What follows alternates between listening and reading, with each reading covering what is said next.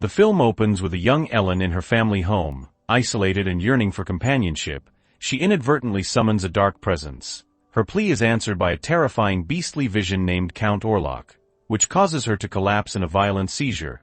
This initial encounter establishes a mysterious bond between them, hinting at future events. Years later, in 1838, Ellen lives in Wisborg, Germany, with her husband, Thomas Hutter, an estate agent. Thomas, eager to secure a lucrative deal, accepts an assignment to sell a crumbling castle in Wisborg to the enigmatic Count Orlok, unaware that this arrangement is part of a sinister pact between Orlok and his employer. Her knock, despite Ellen's ominous warnings, including a confession of a pre-wedding dream in which her bridegroom was death.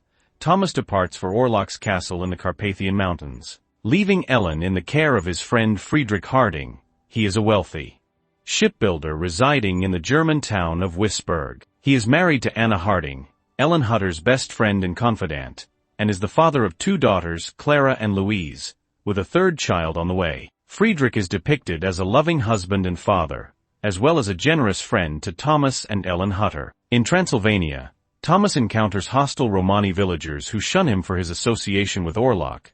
He manages to secure a night at the inn by paying twice the rate and is warned by an old woman not to visit Orlok. That night, he witnesses them brutally impaling a corpse they claim is a vampire. The corpse convulses and vomits as the iron stake pierces its chest, horrifying Thomas. The next day, he feels an unexplainable pull toward Orlok's eerie mountaintop castle. The following morning, he finds the village deserted and his horse gone. He continues on foot as he contemplates his next move. A black carriage, seemingly without a driver, approaches him. The horses, appearing under some supernatural influence, halt before him. The carriage door opens on its own, an unspoken invitation for Hutter to enter. Despite his apprehension, he climbs aboard, driven by his commitment to complete his business with Orlok. Once inside, the carriage sets off at an unnaturally swift pace. The surrounding landscape blurs, and time seems distorted, enhancing the sense of otherworldliness. Shadows dance ominously, and the moonlight casts eerie patterns,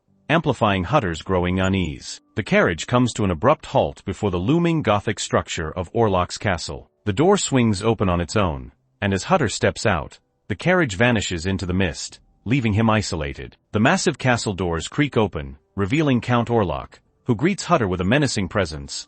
Orlok's appearance is notably disturbing, characterized by elongated features and a cadaverous complexion.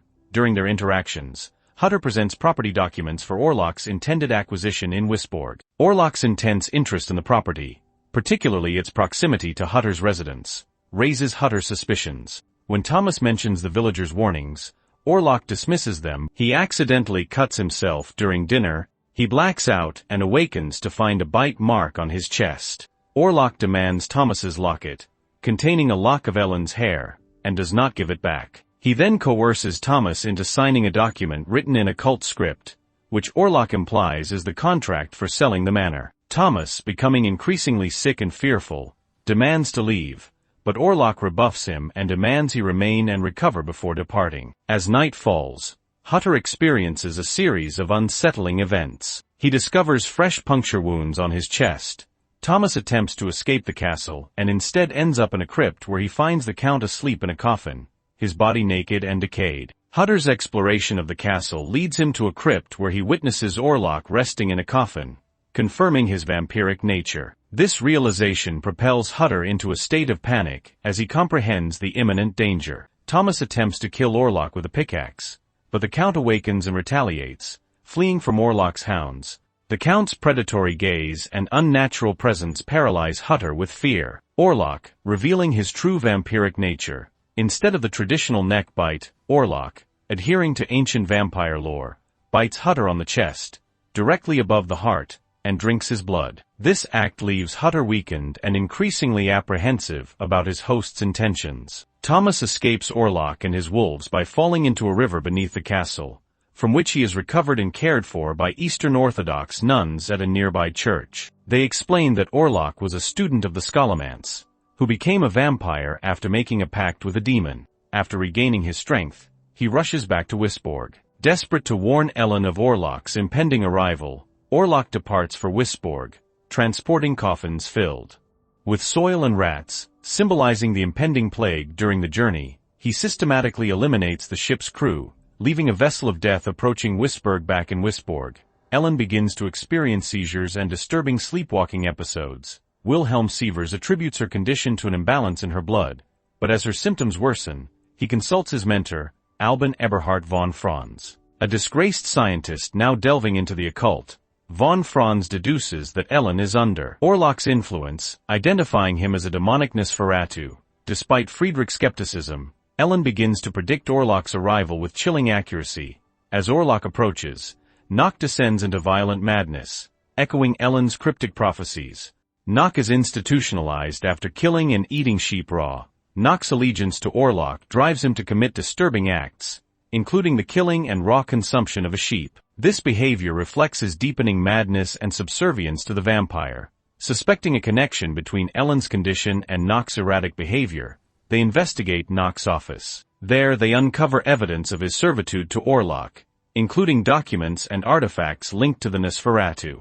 Orlock's arrival brings a devastating plague to Wisborg, causing mass death and despair. Thomas returns to find the town in chaos. Orlock appears to Ellen and confesses that, while he is incapable of love, her pledge has intertwined their destinies and made his desire to possess her insatiable. The document he tricked Thomas into signing is revealed to void the Hutter's marriage. Knowing that his bond with Ellen cannot be sustained by force, Orlock says she must willingly submit to him within 3 nights, or else he will kill Thomas and allow the plague to consume Wisborg. Ellen discloses to Thomas that, during her childhood, she encountered a supernatural entity, later revealed to be Count Orlock, who exploited her loneliness and manipulated her into pledging herself to him eternally. This confession unveils the profound and sinister bond between Ellen and Orlock, which has intertwined their destinies. Enraged by Ellen's resistance and her efforts to reclaim her agency, Orlock exacts a brutal revenge by murdering Anna and her children. This heinous act not only underscores Orlock's malevolence but also propels the narrative into a darker, more desperate phase,